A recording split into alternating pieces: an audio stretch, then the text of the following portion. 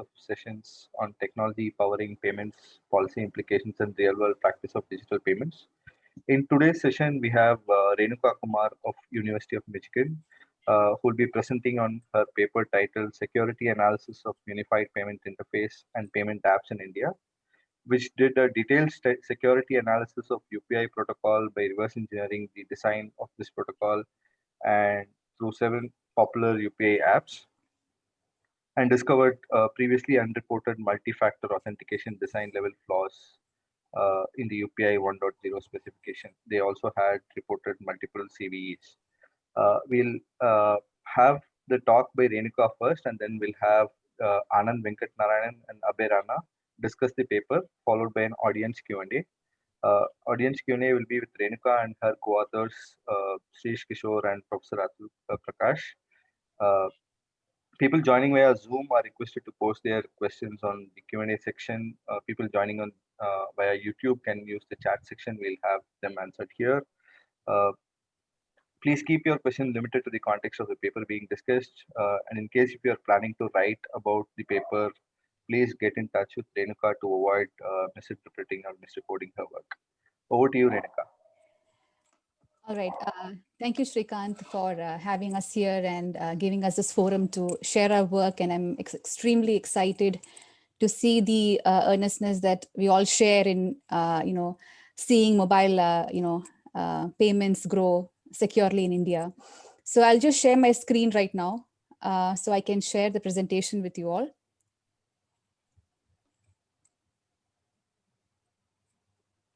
Can you see it, Srikanth? Yep.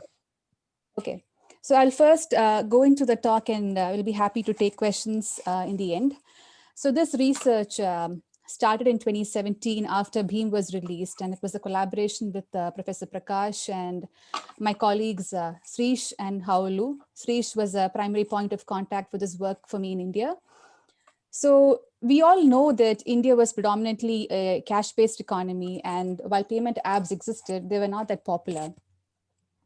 Early Indian payment apps were digital wallets, which meant that from a user standpoint, for two users wanting to do a transaction, would have to install the exact same app, add money to the wallet, and the payment service provider would do a wallet-to-wallet transaction, sometimes for a nominal fee. Now, this was the story until 2016. In 2016, the National Payments Corporation of India, or NPCI, launched the Unified Payments Interface to facilitate free and instant micropayments from a mobile platform. Now, the UPI is nothing but a common backend infrastructure that facilitated bank-to-bank transactions. From a user standpoint, for two users wanting to do a transaction can now install any one of the UPI-enabled apps and simply add their bank account to it. Now, UPI has seen a tremendous amount of success, and as of June 2020, there are 155 banks live on UPI that has carried out 1.3 billion transactions worth 34 billion US dollars. So my research is, in this research, like we conduct a security analysis of the multi-factor authentication workflow of UPI 1.0, which is basically a complex black box application layer protocol used by several Indian payment apps and its design choices. Now, NPCI has published a few broad guidelines on UPI. First off, for a user wanting to use UPI, the user's primary cell number must be registered with the bank out of band. NPCI also stipulates 3 factors of authentication. The first factor is called as a device fingerprint, which is nothing but an association between the cell number and the device information. And this association at the server side is called as device hard binding. Now, NPCI calls this the most security critical part of the protocol. The second factor is the passcode, which is an optional parameter. The first 2 factors are used for user profile setup or user registration. And the third factor, which is a UPI PIN, is used to authorize transactions. Setting a UPI PIN requires 6 digits of the debit card number and expiration date. Basically, these are details that's printed on the card. Now, when we started this research, this is all we knew about the protocol as such. So as a result, the objective of our analysis was to uncover the details of the client server handshake that happened between a UPI app and the UPI server, and to collect from each step of the protocol, what were the credentials that was required for that step, and were there any user specific attributes that were leaked. We also wanted to see if there were any alternate workflows which we could exploit. Finally, we triaged our findings to determine plausible attack vectors. Now, there were two significant reverse engineering barriers that we had to overcome in this process. First off, the UPI protocol itself was unpublished, and which meant we had no backend access to UPI servers. Hence, we resorted to analyzing the protocol through the lens of a few of the popular UPI apps. But that said, these apps had several layers of defense in them, and they were pretty much designed with a lot of security in mind. So evading these app defenses was non-trivial. For instance, all these apps were obfuscated. They used encrypted communication. They could detect the presence of a rooted phone. They could detect the presence of an emulator, and also required a physical SIM card to be present on the phone, which effectively made dynamic analysis very hard. So depending on the app, we choose a combination of static reversing, code instrumentation, and traffic analysis. Now for this work, we first chose Beam for our analysis because Beam was India's flagship app and also the reference implementation of a UPI app. We started with version 1.3 of the app. To understand and extract the details, we actually instrumented the app and repackaged the app so that we could map the GUI of the app with the underlying traffic it generated. We confirmed our findings on other popular UPI 1.0 apps, and we chose the Android flavors of these apps because Android was the most popular operating system in India. In the next set of slides, we will gloss over the details of the UPI 1.0 handshake from an attacker perspective. And essentially, the goal of the attacker here is to compromise an existing user's Beam account on the attacker's device. And this attack will equally work for a new user or a non-user of UPI. We assume the following threat model. We assume any good user that installs Beam from Google Play Store and uses a properly configured phone. The user is also selfish and prevents unauthorized access to the phone by untrusted parties. And we represent the user as a green phone in the following slides. And we also assume an attacker that uses a rooted phone and can essentially reverse engineer any of the apps, okay? The attacker also releases a rather useful but unprivileged Trojan app, which we call Mali, that somehow makes its way to the victim's phone. And we represent the attacker as a black phone with the devil on top. Now, for the attack to succeed, we assume that the victim must have Mali installed. Now, the question is this threat model realistic? Now, according to Google, threat because of PHAs or potentially harmful applications are very real. Google statistics show that 53% of the attacks are because of PHAs pre-installed on cell phones, and India is in the top 3 countries with the most number of PHAs pre-installed.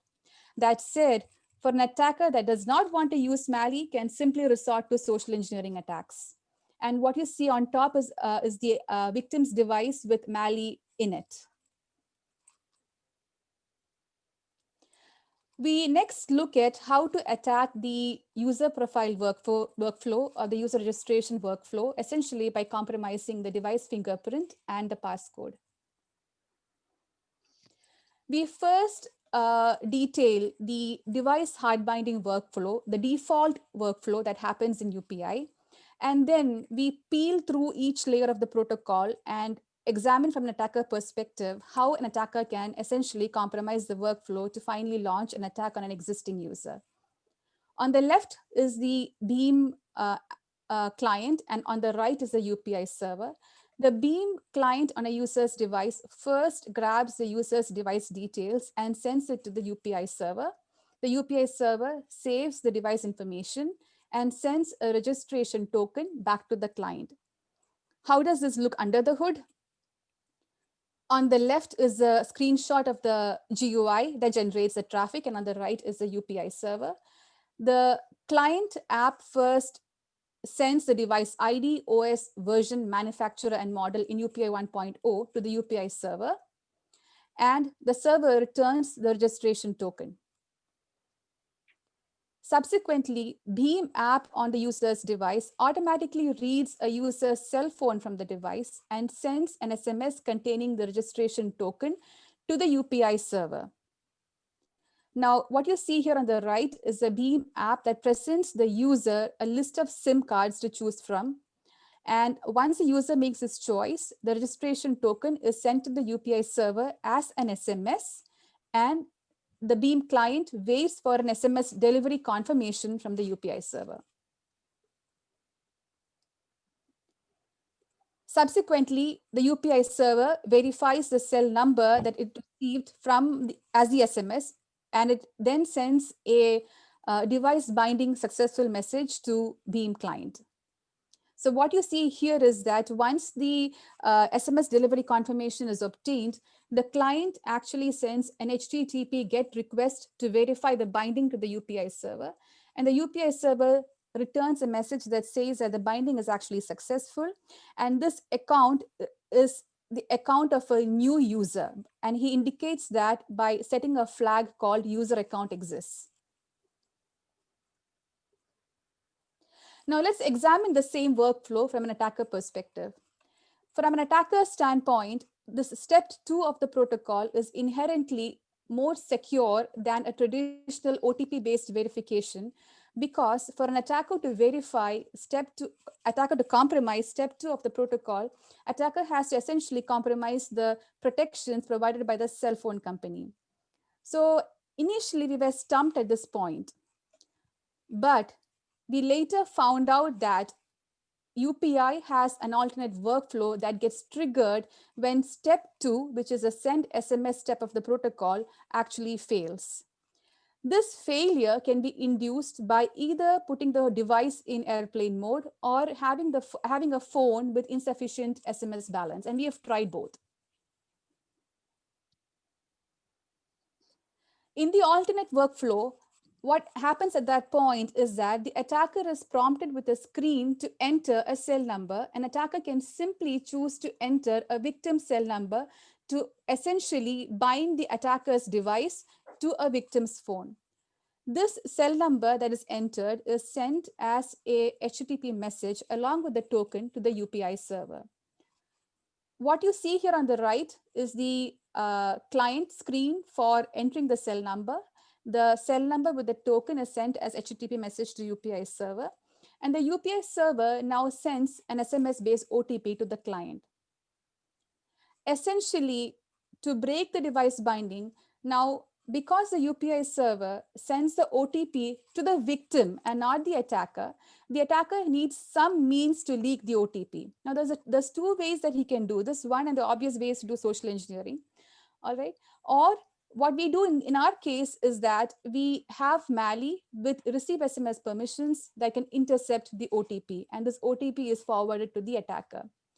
At this point, device binding is essentially compromised. Thus, to break device binding, all the attacker requires is a user's cell number and one OTP from that number. And if you think about it from a new user or a non-user's perspective, this essentially compromises the entire user profile setup, because the next step, which is to set a passcode, an attacker can simply set a passcode on behalf of the user. So to set the passcode, once the device binding is successful, the attacker can simply enter an attacker control password, at which point the UPI server will prompt the attacker to add a bank account. It is imperative to note here that the passcode that is requested is not a secret that's shared with the payment server or the bank. which means that for third-party apps like Google Pay, the passcode is a secret that it shares with the Google payment server and not the bank or UPI. This means that an attacker can essentially use an attacker-controlled account to bypass the passcode step of the protocol. To add a bank account, an attacker can simply brute force through the list of banks that UPI provides. At that time, the UPI server appeared to allow brute force attacks, and the attacker can simply start by brute forcing with the most popular banks. Once the attacker has chosen the right bank, the UPI server returns the bank account information to the client. This essentially means that at this point, the UPI server revealed sensitive information of a user without the user actually providing any bank specific secrets. So note that at no point in the workflow until now is the attacker ever prompted to enter a bank specific secret of a victim. Now, how does this look like for an existing user? For an existing user, the attacker will have to leak the passcode that's set by the user.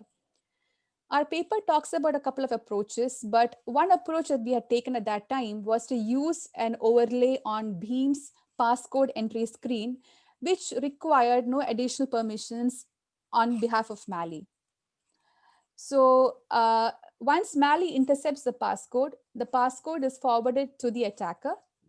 The attacker then sends a passcode to the UPI server, and the UPI server for an existing user returns the user's bank information.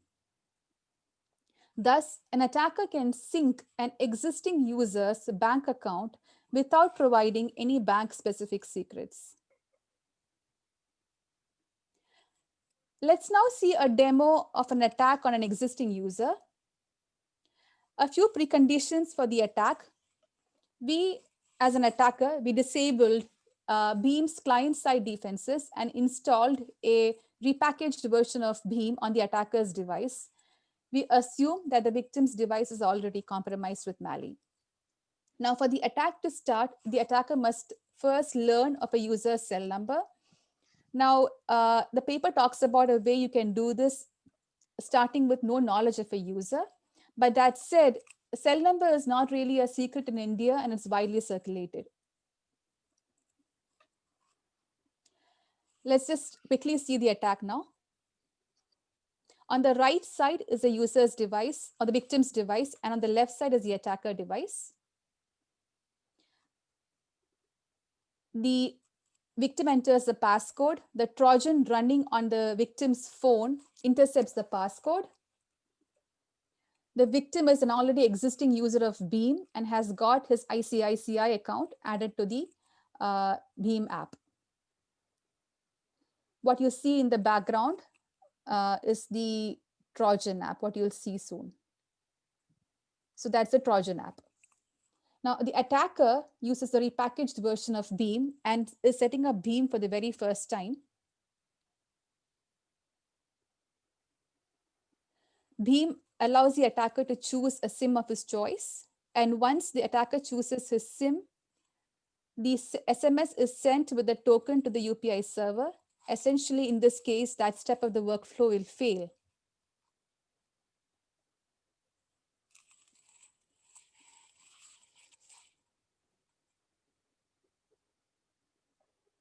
It's going to finish soon.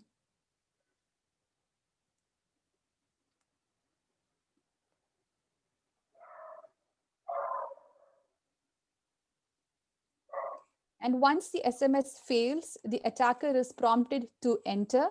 The SMS has failed. The attacker will be prompted to enter the victim's cell number. I'm asking the cell number here for privacy concerns. Once the cell number is entered, the attacker will now wait for the OTP to be forwarded from the victim. So essentially, the UPI server sends the OTP to the victim's device, which Mali intercepts, and Mali will forward the passcode and the OTP to the attacker's phone.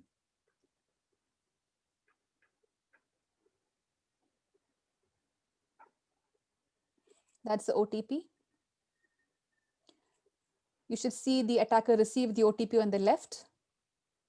That's the OTP, at which point the mobile is automatically verified because we have the client-side defenses disabled. And what you see here is the OTP and the passcode. At this point, all the attacker has to do is to enter the passcode.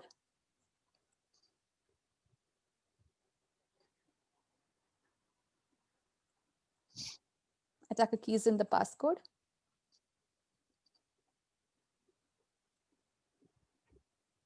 And the attacker will be able to see the victim's ICICI bank account on the attacker's phone. That's the bank account on the attacker's phone.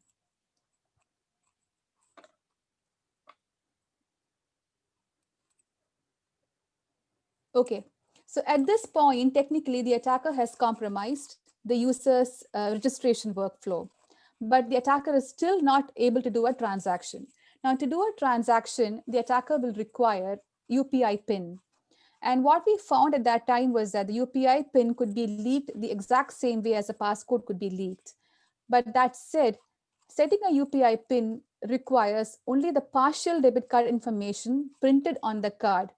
In contrast, transactions in India using a debit card requires a complete card number along with a secret PIN that's shared with the bank.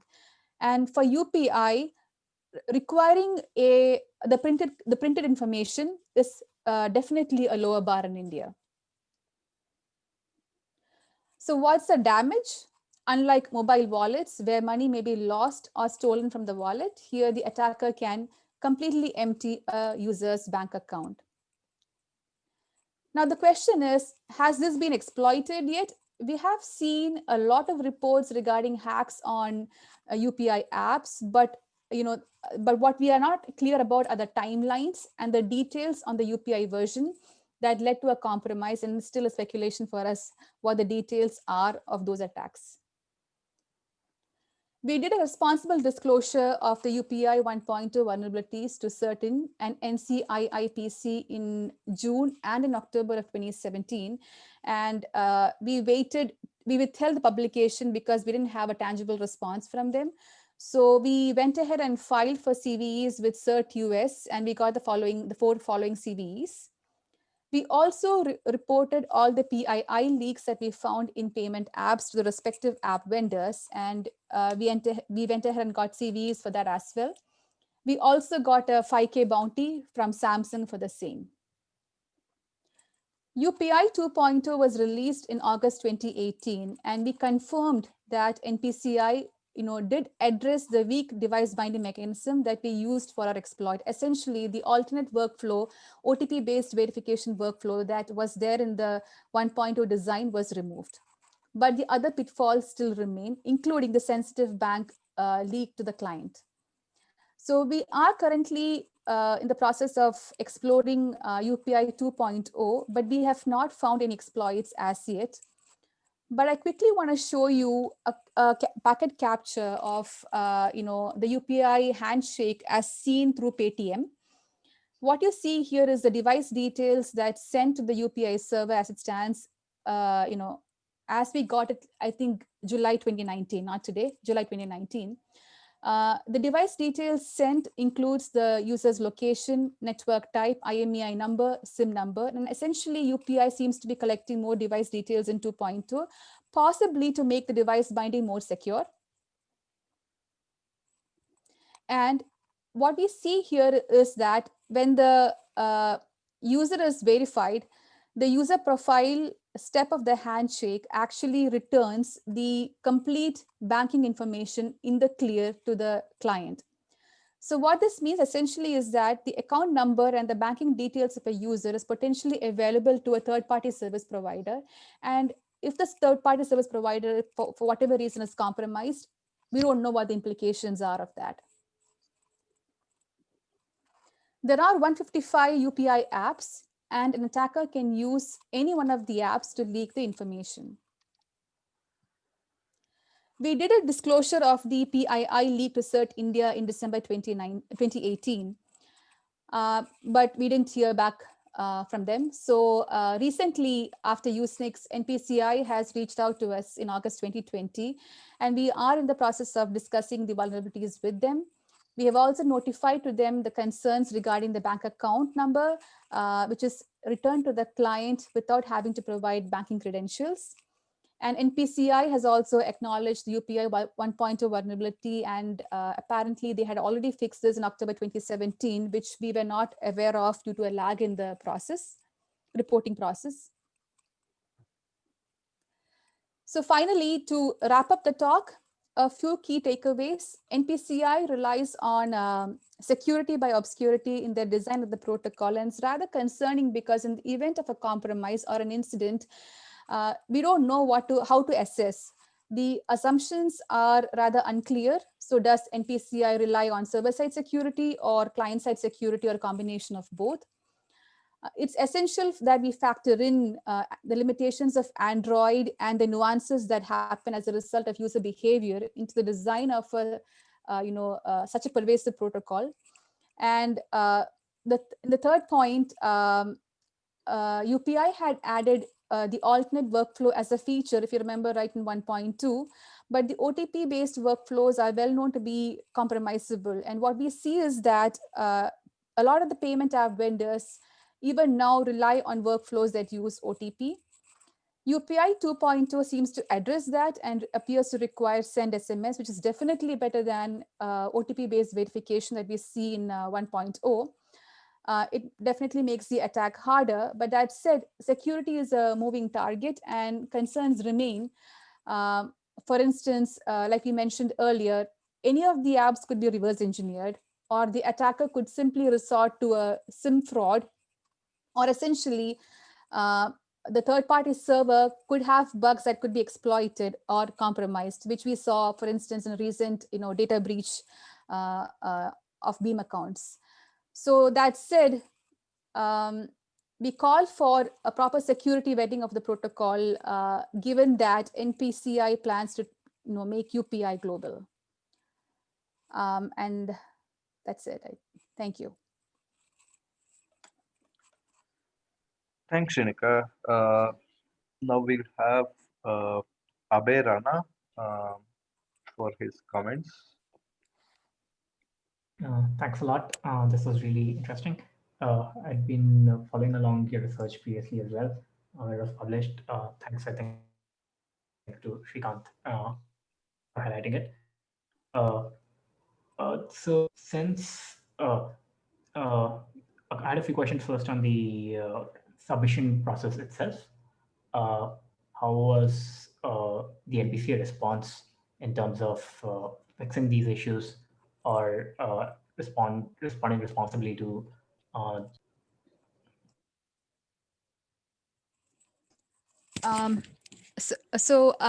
I think at the time we disclosed the vulnerabilities, we didn't actually hear back. So we got a acknowledgement to the email from Certindia. The Certindia did acknowledge that they received our email.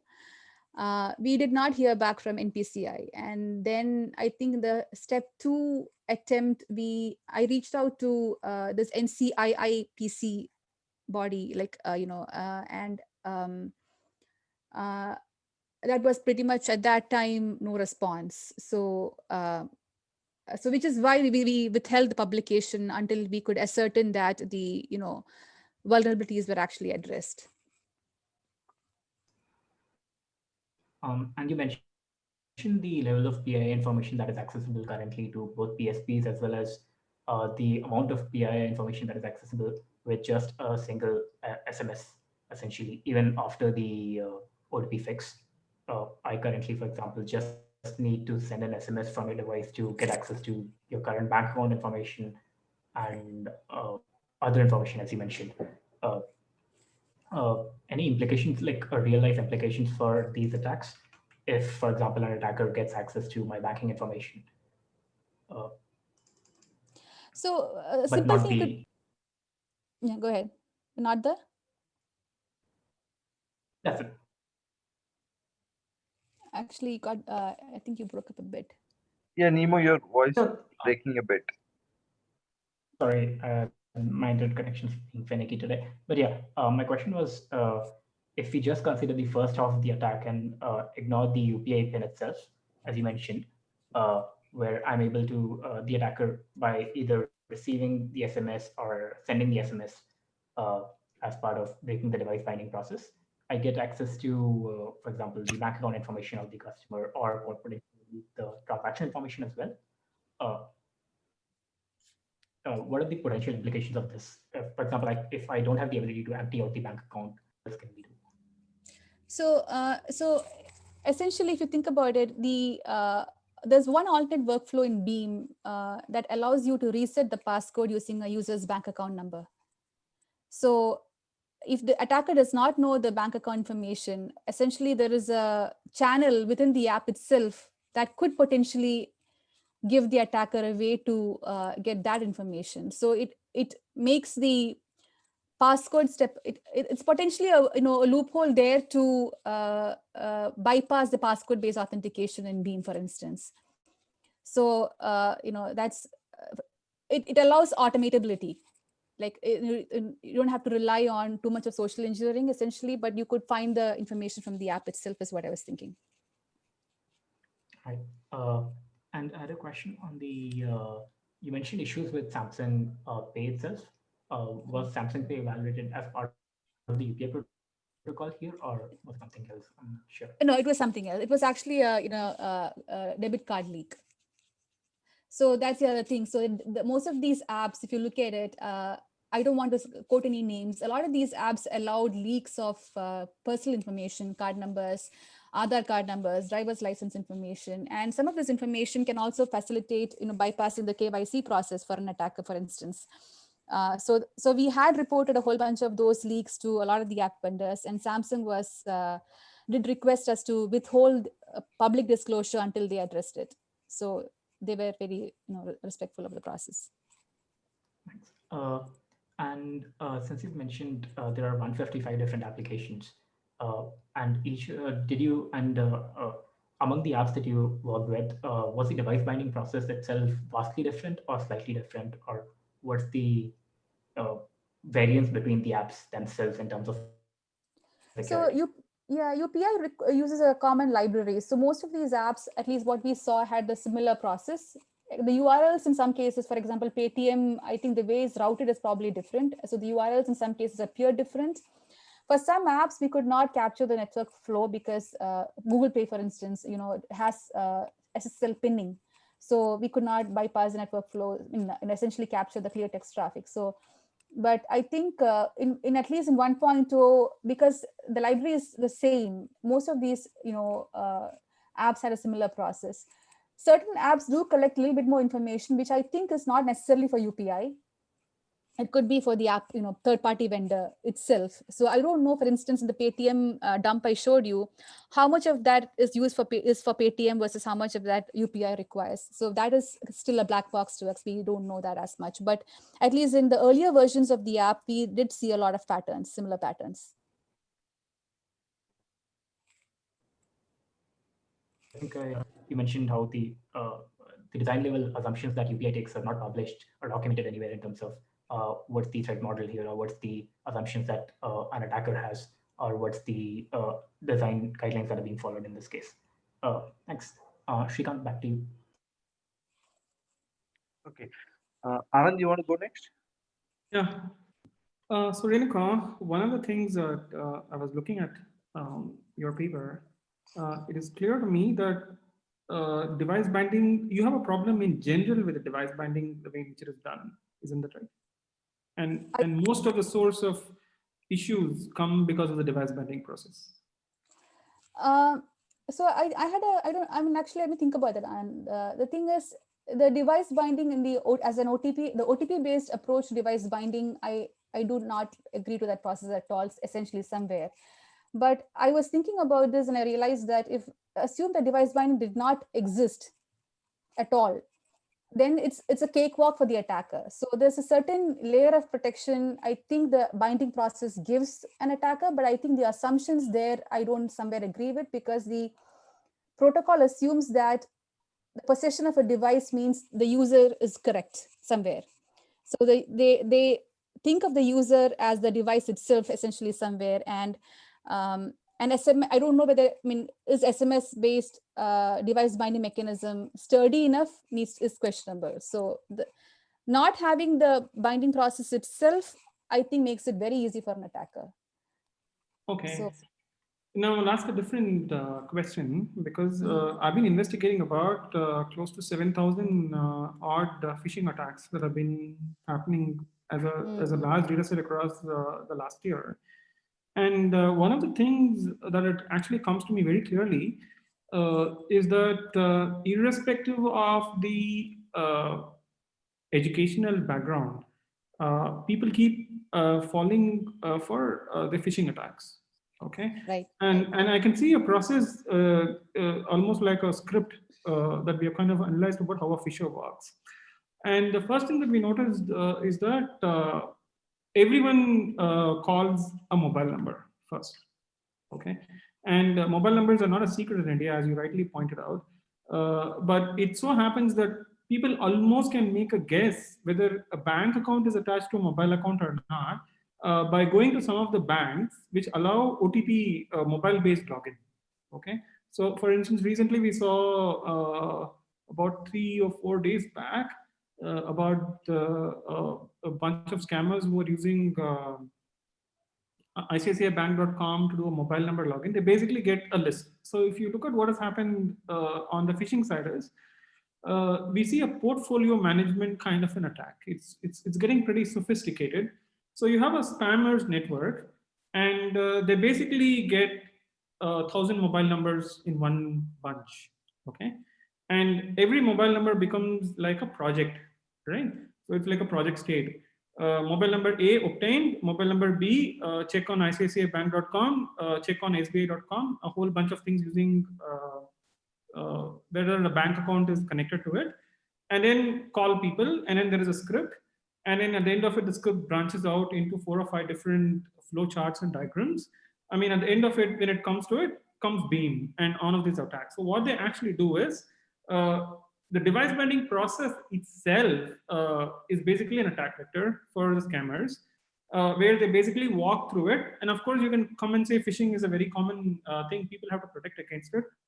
I don't see any evidence from the dataset that I see that educational background makes a difference. People still don't get the fact that a different kind of an OTP means something, another different kind of an OTP means something. And having said that, there is another set of attacks that, so if you look at from a scammers, what they basically do is 140 mobile phones obtained this week. The group leader basically is a project manager sitting in Noida. Okay, I can even tell that to you. And he basically draws a nice little Kanban board. I'm actually seeing about a Kanban board where he walks through all the 140, and then at the end of it, he basically gets a list of 40, and then the script runs, and then you basically get a success of like 5 or 6. Okay, and that's basically like a portfolio management approach towards a phishing attack. It's pretty effective and deadly effective, and most of it is based on calling the person and giving them some information about their bank, some information about and bank enumeration doesn't work the way in which you say it. Bank enumeration works by logging into like 4 or 5 of these banks and common banks and typing the mobile number and trying to see if there is a login. Okay, so exactly the same kind of vulnerabilities that you do on an automated fashion. In India, automation is human beings. So the way in which it works is that you get an army of people to work for you, and they do phishing on an automated fashion if you call human like a script. Okay, and there is a percentage commission that is being offered, and so on and so on. So this is one kind of attack that I've seen. To be very honest, we don't know how to defend against it. I mean, neither do cops have any idea about it, nor do the cybercrime unit has any idea about it. And it's kind of very bizarre that these attacks keep happening through apps, not through bank regular OTP schemes. So the thing has evolved in the last 1 or 2 years, as I can see it is, earlier it used to be the debit card scams, like the readers and the credit card scams. Without the chip-based attacks, I mean, it used to be pretty common. We see a cyber phishing attack, cyber attacks mostly not on the phishing side, as evolved quite a bit in the last 2 years. But there is one other thing that I want to point out. we've also seen a lot of cases where account takeover happens by putting a Trojan on the victim's device through what is called as a assisted mediation service. I mean, you can laugh about it. So the way in which it works in India is that most of the people don't understand cyber. I mean, particularly the set of people who are coming to UPI. So someone installs all these apps on their devices and gives it to them. And it so happens that most of the people who install these apps is your village or your town district guy whom everyone talks is the IT guy.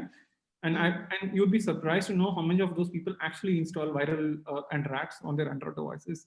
So some of the vulnerabilities that you're actually showing up is not theoretical at all. I mean, it is deadly practical.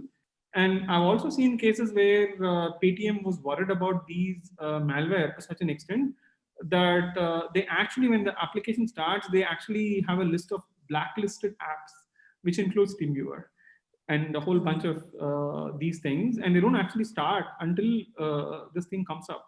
So you can see a basic problem here in the sense that you are trying to do a banking transaction on what is fundamentally an insecure device. True.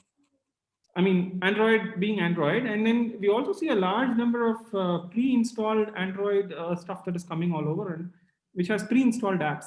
You have no idea what those guys are doing about it. And so most of the attack vectors that you say are that people come and tell me are something that is theoretical. I'm seeing it on the public domain a lot. Stuff like accessibility service being compromised. I mean, we have at least tracked about 5 different rats which are stealing credentials in the 1,000 odd cases I've seen. You can question them as a sample, but again, think about the bias that I'm seeing. Not many people report. So my 1,000 sample is or a 7,000 sample is a very small sample, but it is representative in the sense that these are complaints that are actually common. Okay, so we have to go back and ask about the question that could you think about any better way of securing it? Because that is what everyone is interested at this point of time, to be very honest. Do you see a problem in the protocol, or do you see a problem in the implementation, or do you see a problem in the way in which the NPCI library is written? I mean, so we have to write it down and think slightly bigger and say which are the mitigation measures. I mean, I understand they are very hostile and all that. I mean, that is basically how the DNA of the organization is. But that doesn't mean that we can evolve something outside of it. And then let me chime in a little bit on that.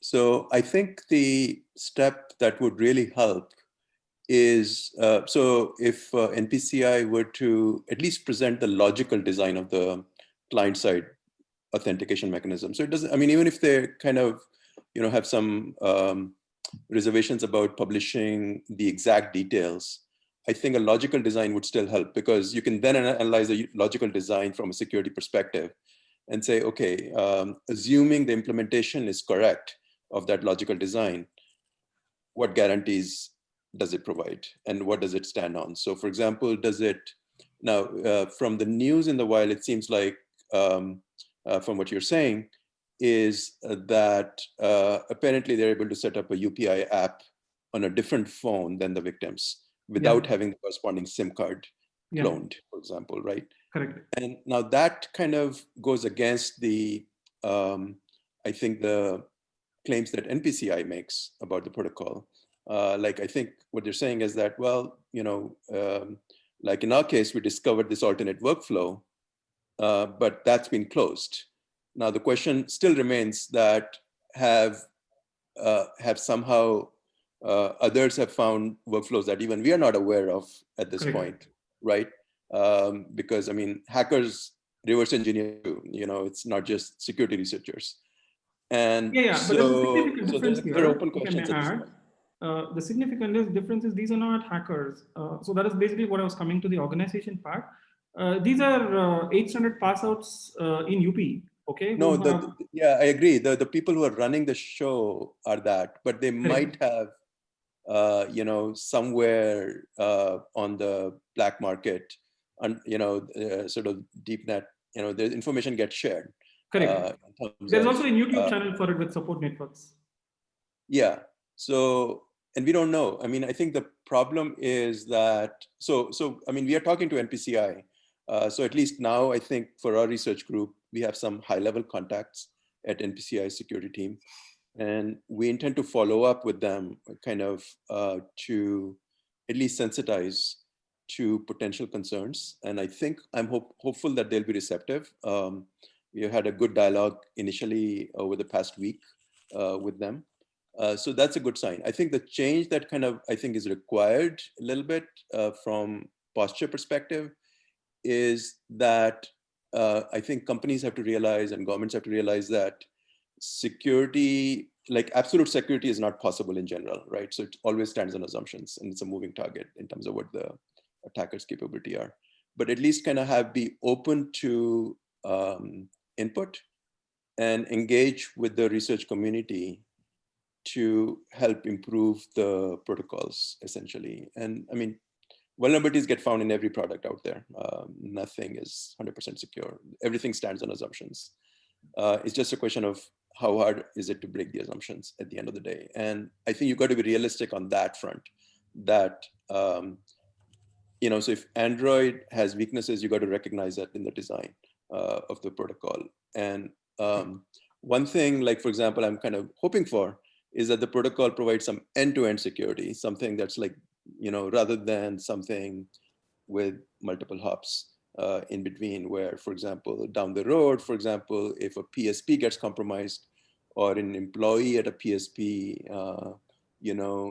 gets compromised, they're not able to do damage without something from the user. But that's we don't know the details. I think that's the problem, that we don't know the design of the protocol. On the E2E part, this is something I found interesting recently. UPI specification, the 1.0 specs, the way they were implemented, they actually implemented some little form of E2E in the sense that the final pins, the M pins themselves, and anything else that was encrypted by the common library specifically to be sent to the bank. So in this case, for example, the OTPs for the debit card resets, they were encrypted using the issuing bank keys.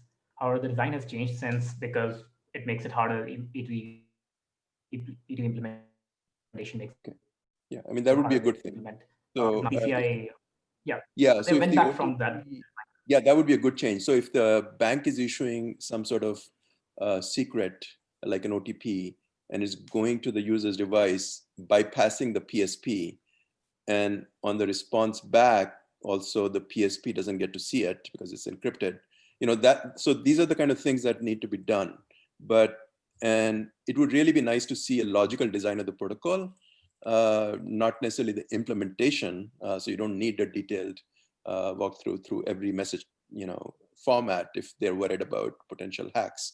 But the design would be useful so that it can be kind of vetted, I think, from a security perspective, and possible tweaks made over time, I think. So that's the main change I think I would like to see, and I think government has some track record in this. Like Arogya Setu, I think I was really pleased to see at least the client side code was published on GitHub, so that people perhaps concerned about privacy could be more, assured, although there's still a question, the server side, we don't know what the server side is going to do once it gets the information. So they're still there, but so there is at least some recognition that perhaps making it open can assure people of that the information is safe, I think, and that I think would be a good step to see. And so that is one. The next thing that I want to actually point out to Rinka is that the organizational cyber posture, at least in our experience, has been an institutional kind of a policy response. Okay, so you can't build a cybersecurity posture unless until the institutionally there is some recognition that they have to build something.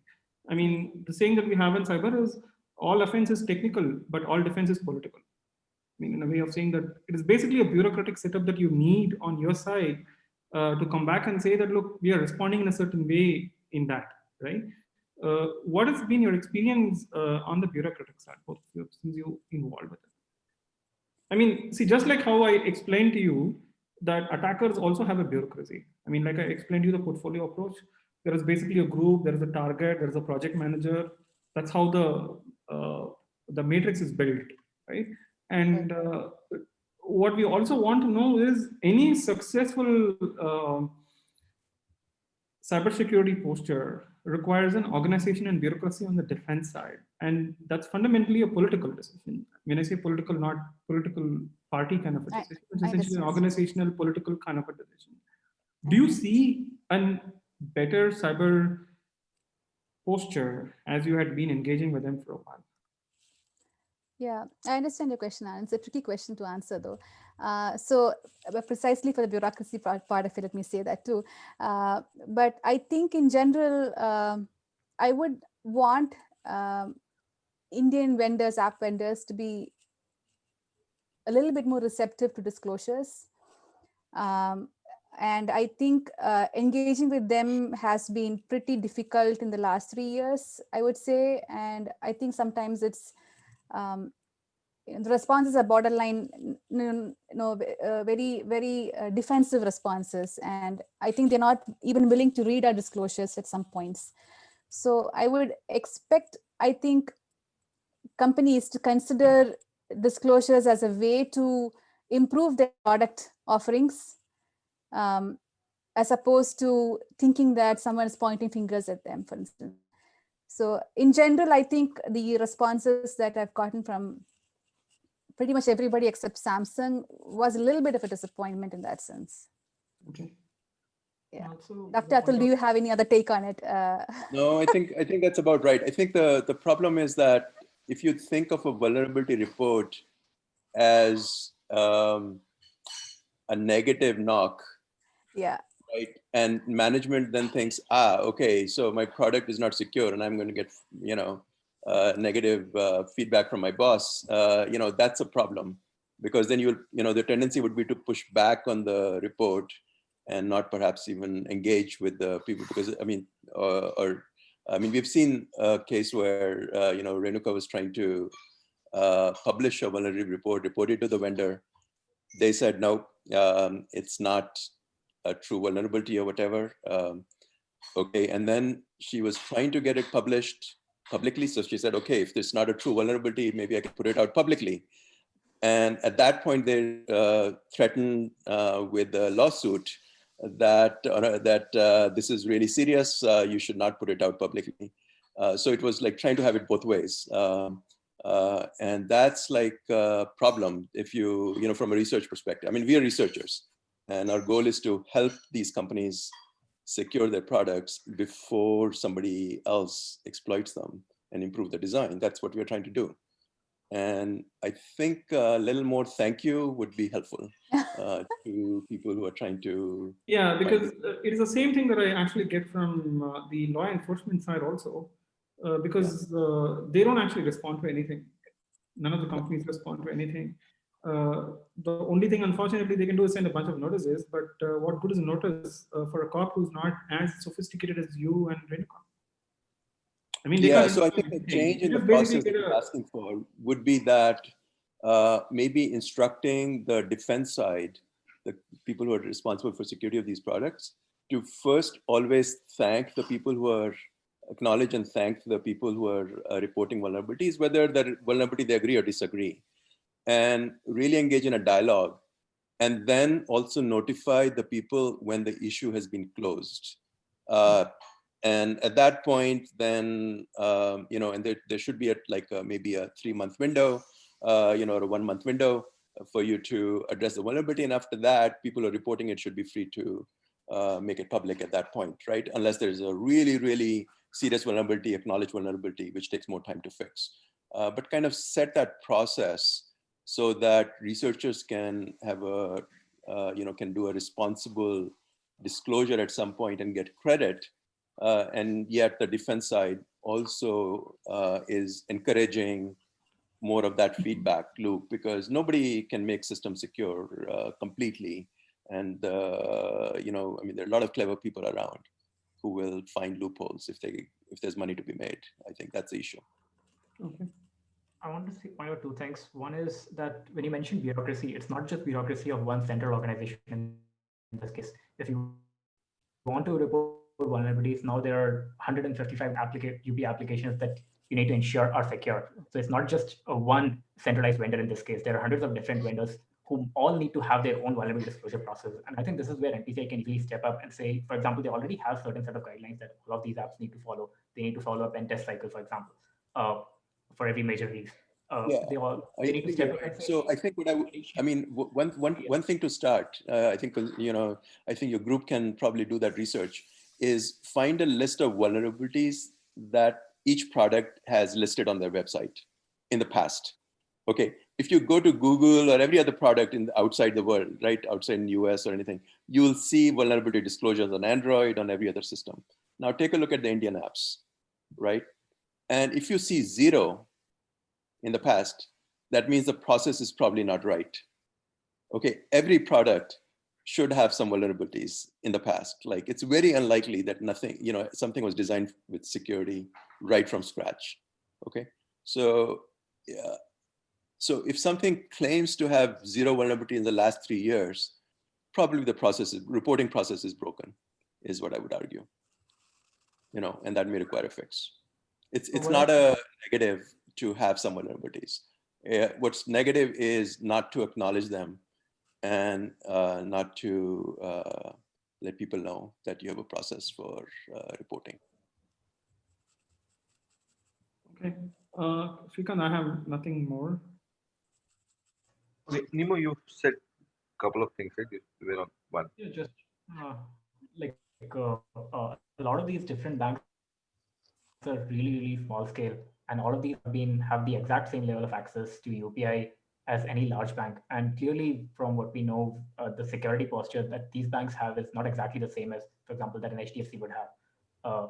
And this is, I believe, a cause for concern in this case, because it's like two things. One is that from what I understand, NPCI releases a client and server side library to each of these banks, and it may be doing some vetting of each of these PSP's code. I think they do some internal checks from what I'm told. And but you're still right that there are 155 versions of these. And many of these, I think, would be variants of Beam, for example, in some cases, because what happens is that Beam would lend its kind of app in some sense for labeling to individual banks in India, like especially the public sector banks. So we've seen some examples of that. And so the total number that need to be analyzed could be smaller. We don't know. Because again, without code, it's hard. And especially it's all obfuscated code at this point. So, but yeah, from a hacker perspective, they don't have to break all of them. They just have to find one of them that's weak. And that's, I think, still remains a challenge.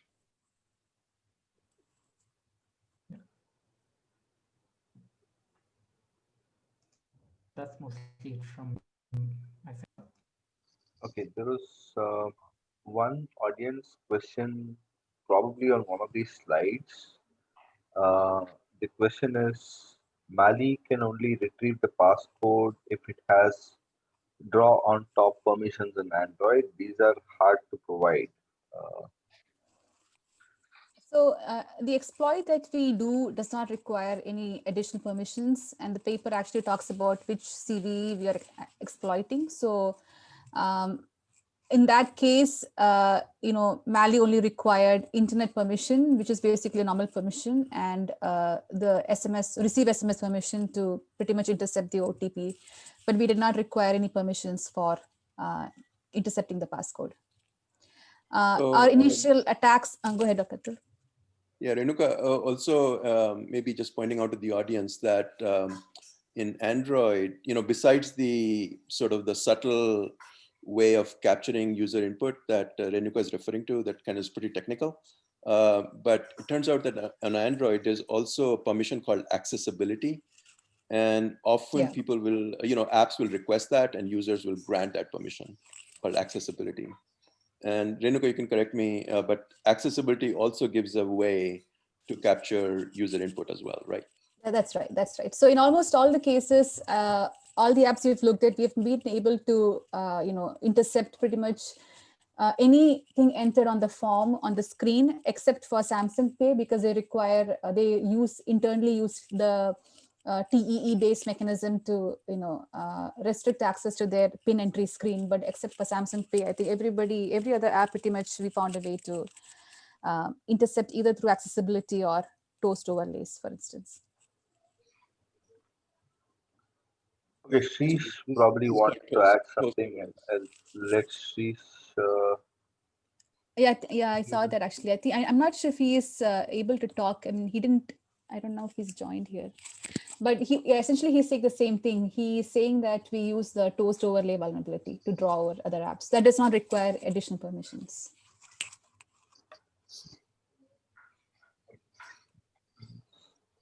Yeah, so just to kind of explain that a little bit more. So basically in Android, it's possible, at least in the versions we tested earlier, was for a background app to overlay the screen with a screen of, and make it look like anything you like. So essentially, for example, if a banking app is coming up with a screen to request a user ID and a password or something like that, or a PIN, if the background app can figure out that that screen is going to get launched, and there are ways of doing that, then it can launch a similar screen to overlay that and capture the input. So that's like one method of stealing user input that was an issue. And that's been reported to Android as well. And I think they made it harder over time to capture that, but it's still, I think at least last time we checked, it was possible about a year ago. Okay, we'll wait for a few more minutes for any other questions, and I have few comments to make. I'll make them briefly. So one is on the differential level of access to the infrastructure that Nemo was talking about. There are banks having different capabilities, all having the share of the same infrastructure and same level of access. That is something to worry about. And uh, the So that point is not clear to me, at least. to expand a bit on that, what Nemo was saying is essentially in UPI, there are like 150 banks that act as issuer, and all these banks, and these are not apps; these are banks which are connected to the UPI system over which any of these apps can operate. And these banks have varying level of IT maturity levels.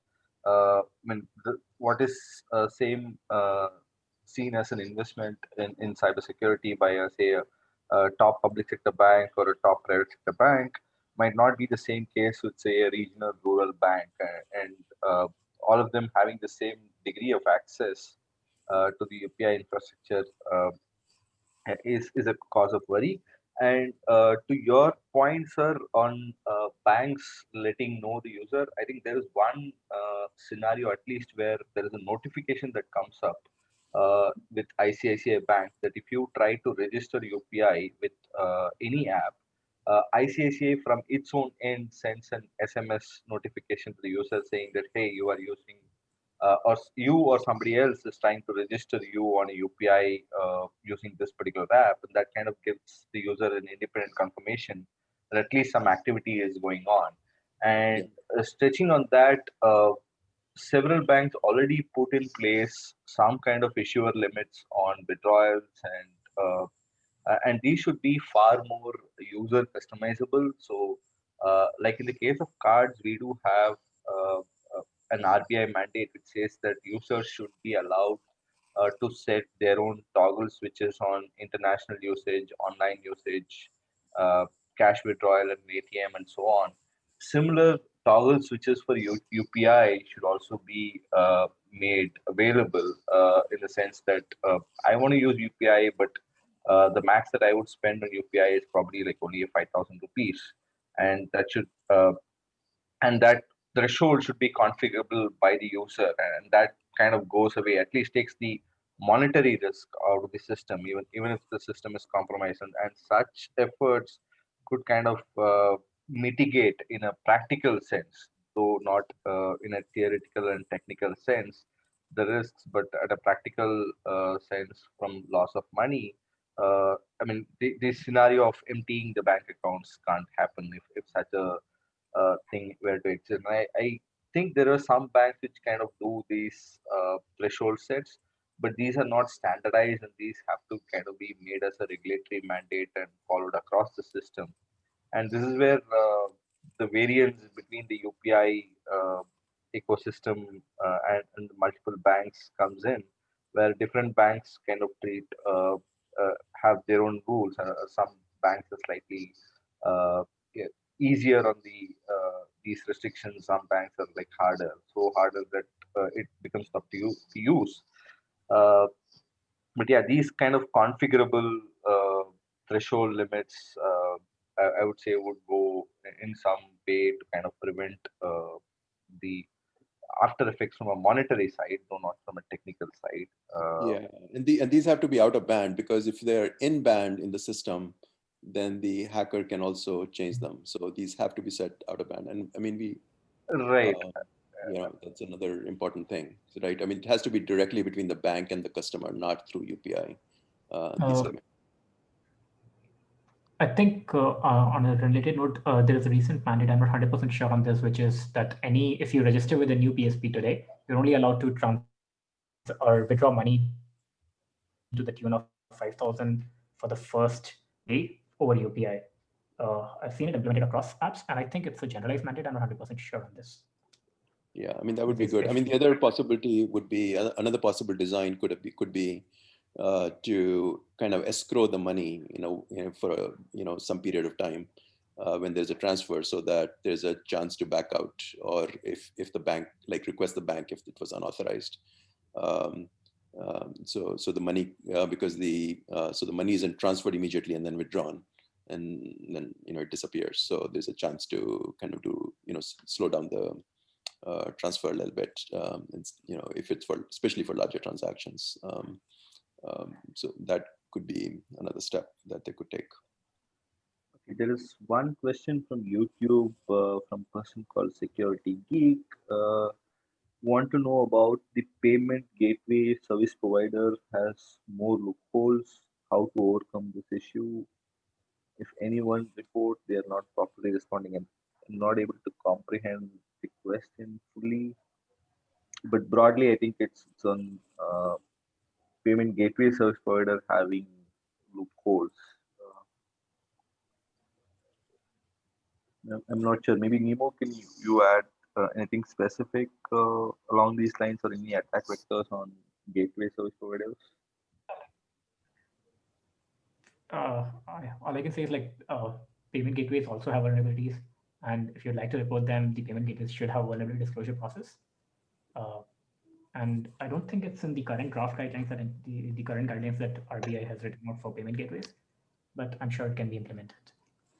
So is he asking about vulnerability disclosures, or is he talking about fraud reporting? Like I've seen that a lot of these vendors don't necessarily have proper fraud reporting process. So I'm not sure what he's referring to. Is he referring to the technical vulnerabilities or fraud reporting? Yeah, the question is kind of vague. Ambiguous, right? Yeah. So I've actually gone through a lot of these websites to see if there's a fraud reporting process, and I've not really seen a clear-cut way for users to report fraud in case their account is compromised. And Google Pay has their own, a purely email-based mechanism. NPCI, I think, has a toll-free number or something like that. So they vary in their fraud reporting process.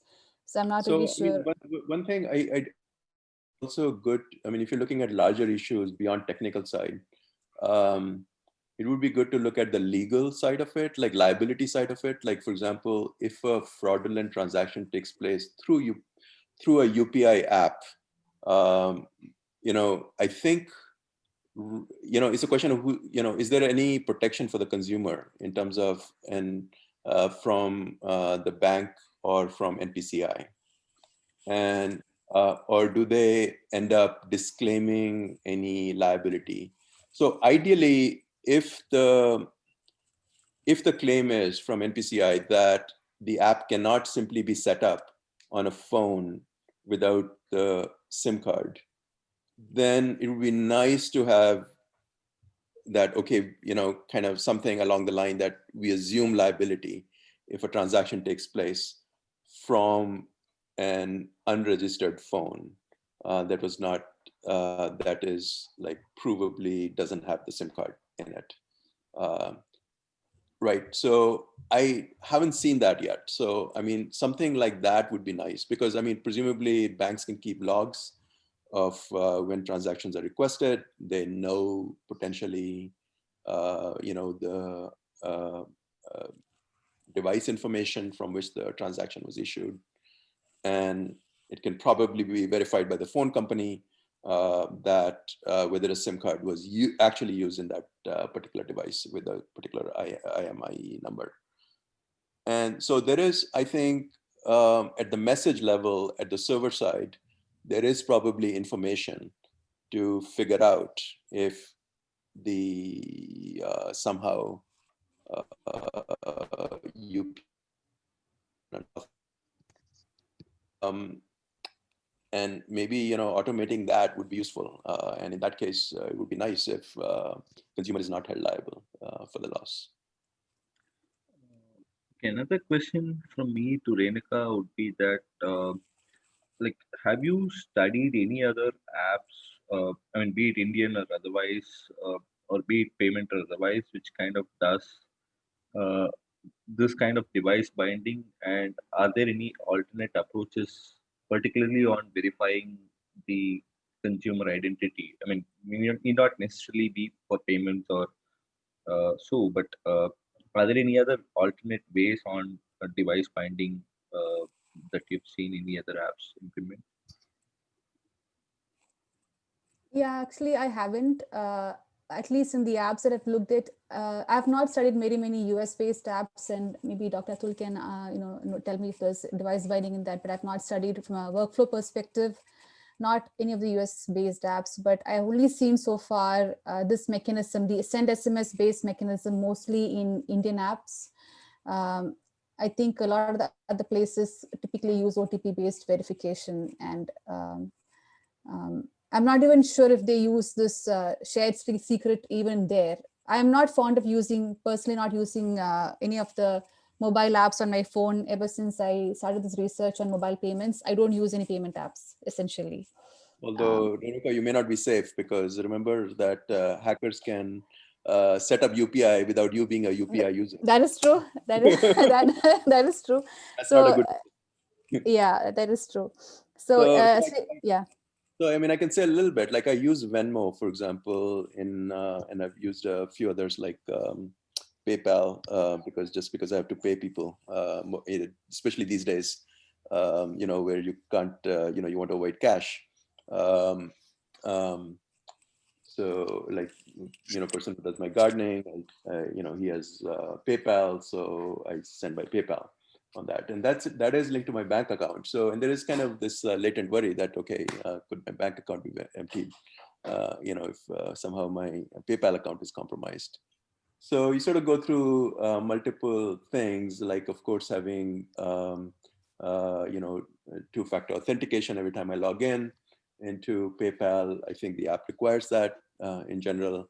You can question the security of that, whether it's completely secure. But in terms of how the account was added, I think there were two things that they required at that time in US. This is for the US system. And the threat profile might be different here compared to India.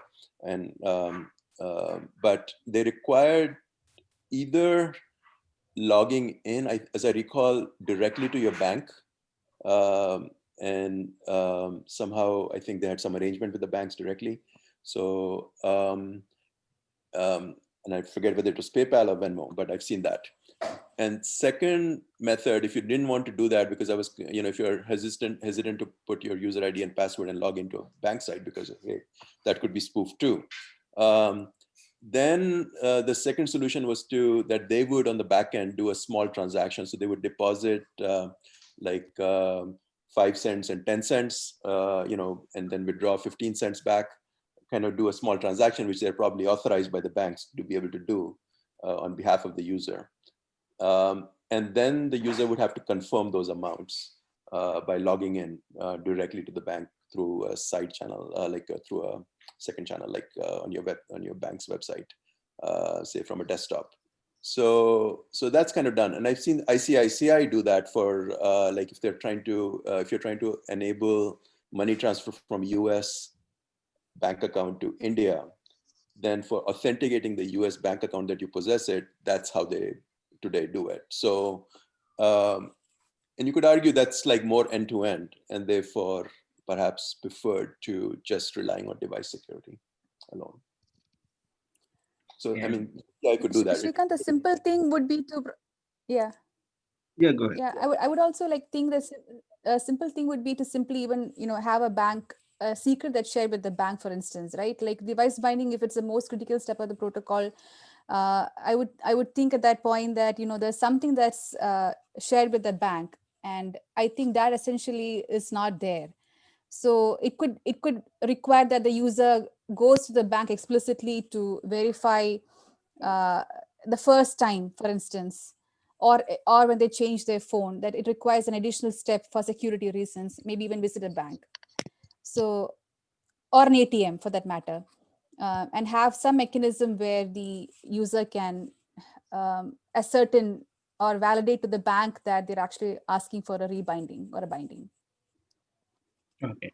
Yeah, I mean, that we suggested that in the paper that initial setup could be that maybe it requires a visit to the bank where they can verify your IDs, for example, or a change of phone might require that. But once you're authenticated, maybe the friction could be less to make it easy. Yeah. So, but I think the larger point is one should assume that some phones are going to get compromised, and really think about cutting down the risks and look at the larger process beyond the protocol itself to understand and limit the risks. And I mean, and the changes could be at the UI level. So, for example, one of the things that NPCI just told me, I said, well, is it safe for my parents now to use UPI? Can I tell them that? Given that, you're telling me that you fixed all the issues finally that we reported to you. And they said, yes, as long as, people remember that they don't enter a UPI PIN when they're asked when they're told that they'll be receiving money. So UPI PIN only is required for withdrawal. So as long as you never enter UPI PIN, if you're only receiving money and not sending money, then one should be safe. The thing is though that, okay, so if that's the issue for one kind of fraud, not the kind of fraud that kind of problem that we discovered, but even if UPI is completely secure, and this is a point of vulnerability from a usage perspective, then the question is how to change the UI, for example. Can the UI be made better? And can you do some user studies to see if that cuts down fraud at that point, like improving the UI? So I think that is a larger process. It's not a protocol issue, but it does impact security of people and cutting down the risks.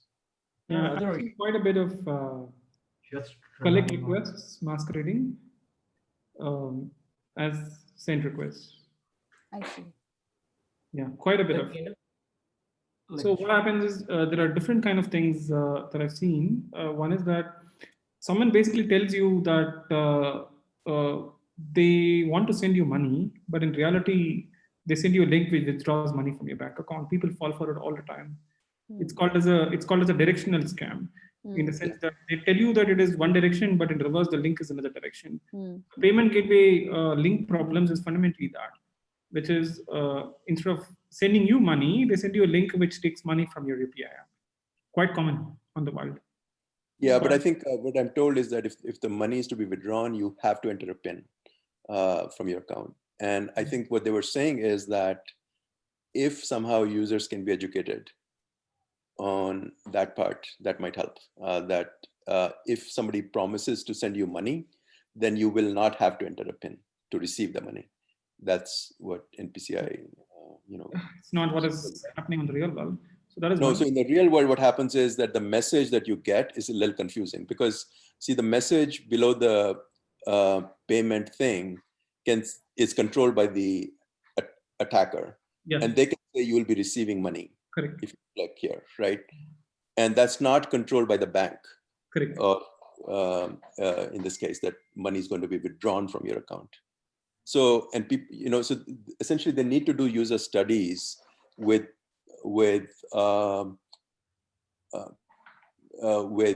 customers to see, in the case of these crafted requests, are people able to disambiguate whether it's a request for receiving money or sending money? And they can do that over Amazon Turk, for example.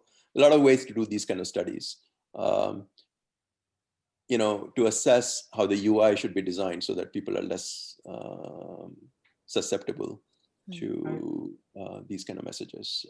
But I'm not sure that that's being done. And I mean, that could be something that NPCI could fund universities to do, for example, and that these are easy things to do, like kind of low-hanging fruits for securing the app further. Also, I want to point out that just having the messaging change is not sufficient, because if a normal application, for example, asks the users to set a 4-digit PIN or a 6-digit PIN, saying, "Hey, it's my application PIN, and you will use it to unlock WhatsApp Premium or something like that," people will typically type their common, they'll reuse their UPI PIN everywhere. You ask them for 3 pins, It's going to be the same PIN for everything. You're right.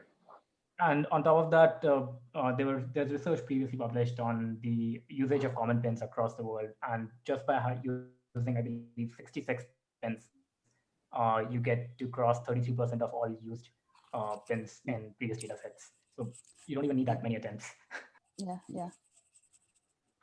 I mean, security is really, really hard because, I mean, a small thing like that. Okay, so how many retries are allowed for these pins? If it's somehow the hackers can figure out a way to get unlimited tries, then the pin can be broken.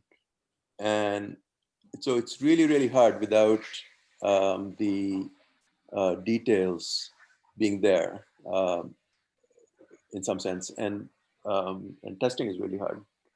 So it really requires, I think, I mean, that's why in research community, we kind of tend to avoid relying on security by obscurity, because then bugs remain. And that's like problem from that perspective. So obscurity is only good for keys, I would say.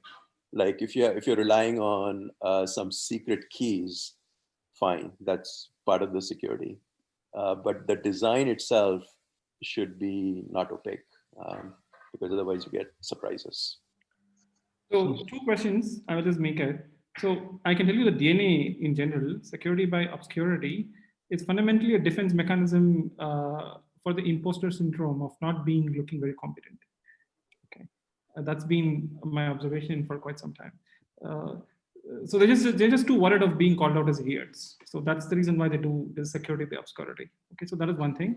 The second thing I'm most interested is in the patching part of patching the attacker app, Renika. Okay, so when I did the other research, most of the wild applications that I saw on the wild was basically about patching the enrollment software. So they patched the hell out of everything. They just ran a completely different Java app for enrolling people, which was not what the UID released. So when you point me out that an attacker can use a patched app, what's the automation scale that you think you can get out of it? I mean, so do they do any kind of distribution checks? One of the things that I've seen applications do is they have a distribution channel, they start self-check, and then compare with the key of the signed app. Do they do any kind of stuff? Your research touched on that, but it seems to me that do they do any kind of verification of the client-side app on the server side? Yeah, so Beam didn't do it initially, but Beam does it now. So similarly, I think Paytm didn't do it initially, but I think in the last year when we tried it again, Paytm does do a server-side check on the integrity of the app. But that said, there are quite a few of these payment apps, I think, out there still that don't really have this check in the back. So it's still, you can still patch it, you can still repackage it, and then I can still intercept things out of the app.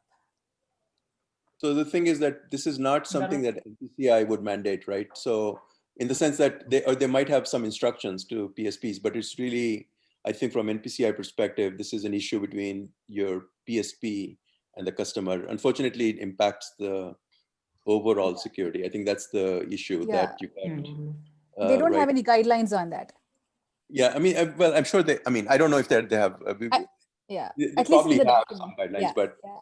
yeah, but it's not like to the technical depth that would necessarily guarantee that packaging. I mean, and there's really no way to be 100% sure that repackaging is not possible, right? Because if you're relying on code obfuscation, which is usually the strategy, so essentially you take a, you know, Android app, and they probably require the PSPs to obfuscate the code as much as possible, so it's hard to reverse engineer. But ultimately, those are moving targets, and better reverse engineering tools are more, you know, might be able to cause a repackaging. Yeah, the reason why I'm asking is with the NSA Gidra tool, I see quite a bit of popularity on reverse engineering, even on native C++ code on Android and iOS. Yeah, I mean, of late there has been a flood of reverse engineered iOS vulnerabilities, which once upon a time was thought pretty secure. So things are changing very remarkably on the reverse engineering side. And in fact, I would probably argue, I want to hear your opinion on that. If you think that a client-side app is pretty much open source from a reverse engineer's point of view, except maybe a bunch of secrets. well, I mean, yeah, it's probably not complete, you know, it's not like open source at this point, but it could be. See, the thing is, what hackers could do is they could try to roll back the operating system version. Correct.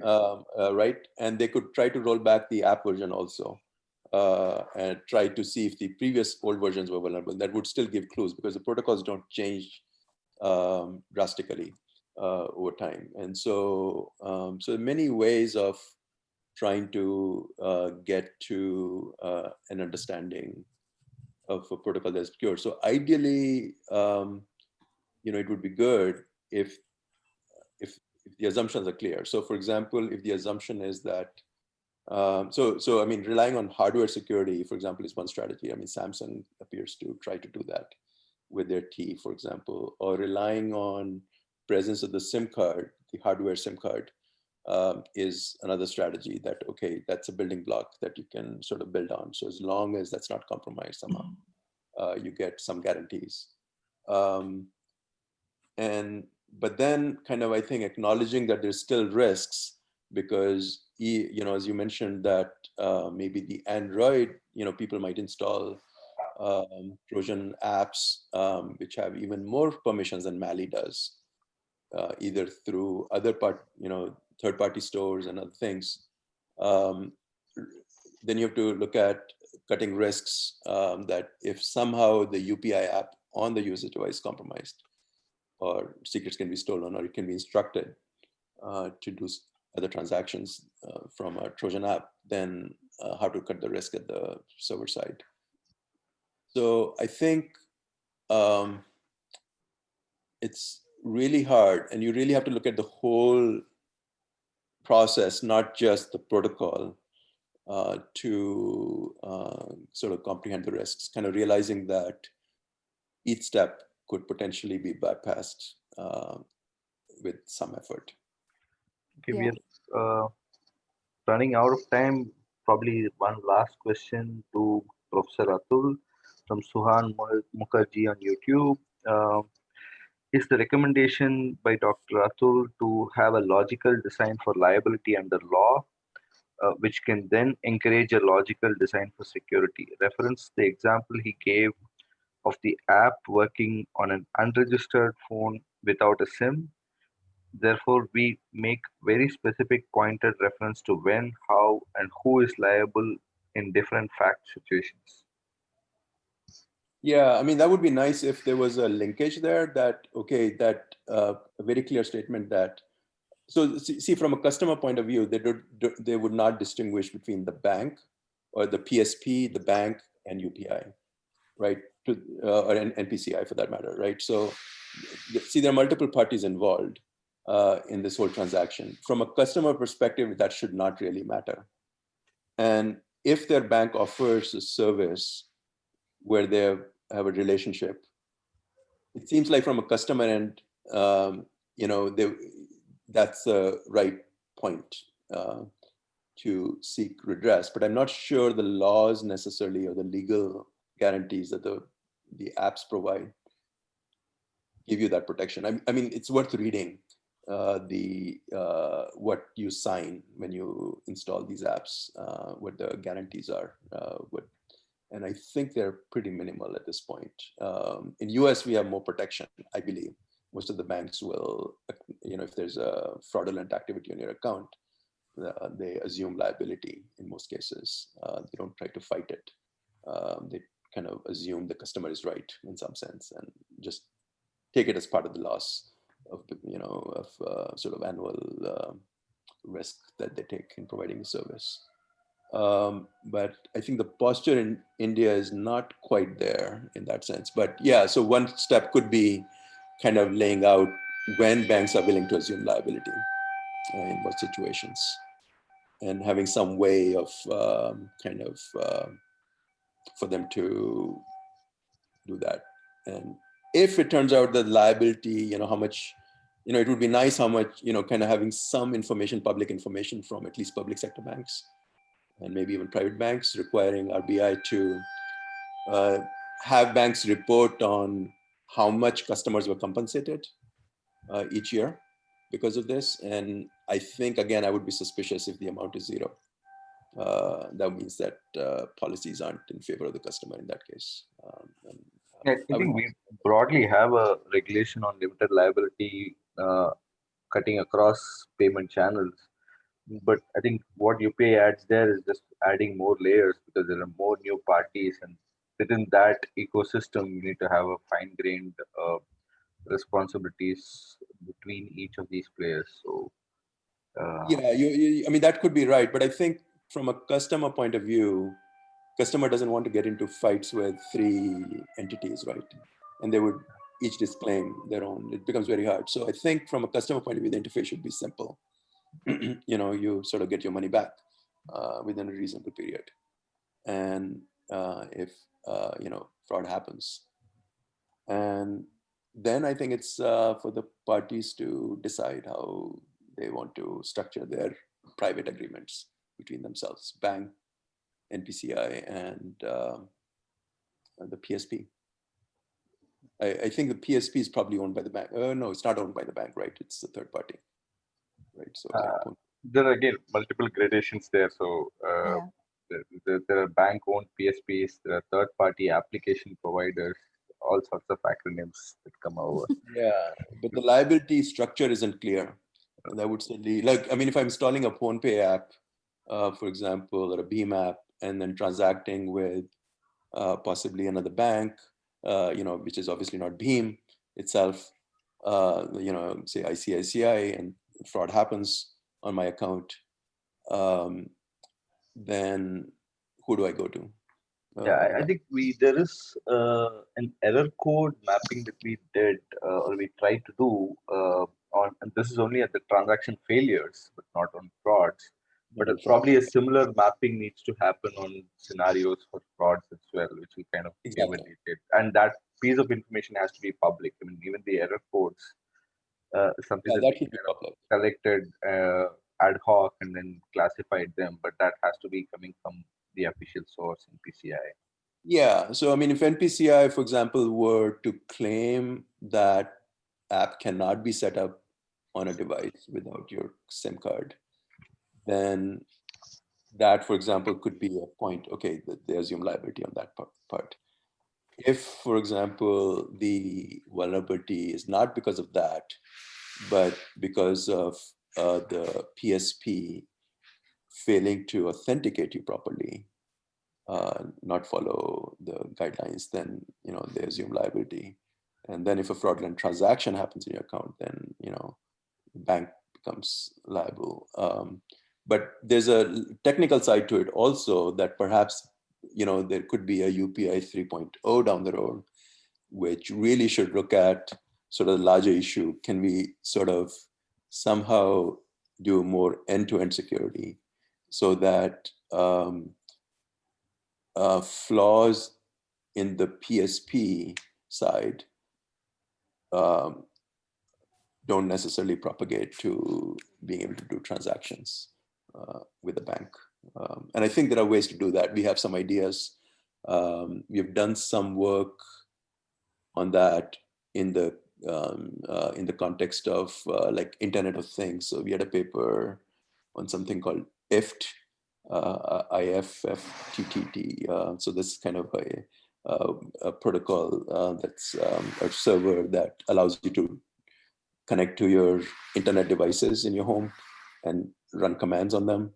And we showed how to do that end-to-end, like how to get some end-to-end security in that scenario without relying on the cloud service provider. So there are possible ideas in the research community that could influence a future design of these payment protocols. And I think it would be worth a look. Yeah. I think with that, we come for a close. Thank you, Dr. Atul. Thank you, Renuka, for joining us and presenting your work. Thanks, everyone, for joining. And thanks, Nemo. Thanks, Anand, for your comments. And thank you, everyone, for joining. Do look forward to more such sessions in the future. Thank you, everyone. Bye. Thank you, guys.